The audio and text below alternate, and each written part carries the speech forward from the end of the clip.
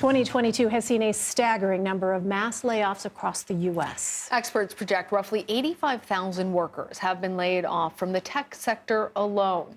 Several major companies have announced layoffs of 50 employees or more within 30 days or less this year. These include social media giants like Twitter, Meta, and Snapchat, as well as other widely known companies like Amazon, Netflix, and Lyft.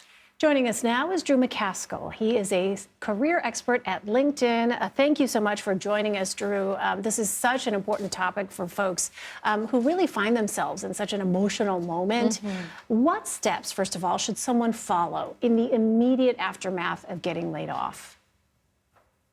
The first thing you've got to do is to completely just reset your mind, right? Because it feels so personal, but it really isn't. And it's not, and getting a layoff is not a reflection of you, your skill set, or who you are. So reframe your mindset. The second thing I think is really important is to think about your skills and take this moment to really identify what it is that you want from an opportunity or in a job next. You've got this moment in your career. Now think about what your pivot is going to be and be really clear about what it is that you want from your next role and how do your skills match up with those roles and opportunities that you're really interested in.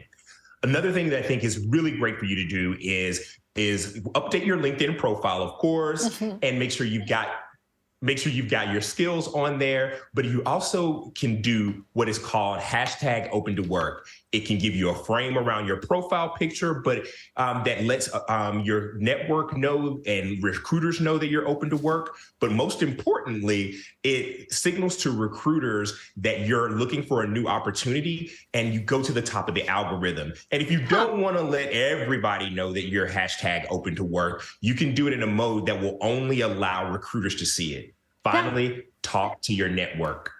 That's so interesting, Drew, because the conventional wisdom I've always heard is that it's easier to find a job when you already have a job. So because we've all seen that open to work, and some of us may be wondering, like, is that a good strategy? Does it look too thirsty?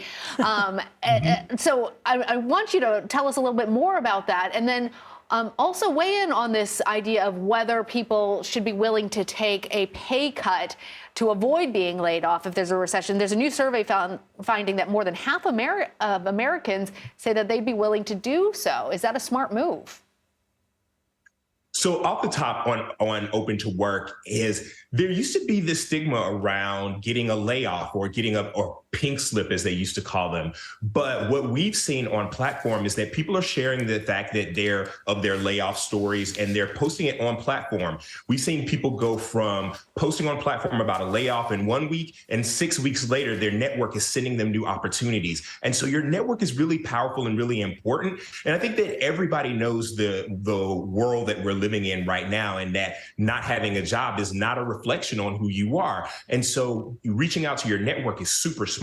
And I think the open to work just means simply that you're open to new opportunities, whether you're looking for a job while you have a job or you already have one, or you really need to make your next move and you need to make your next move quickly.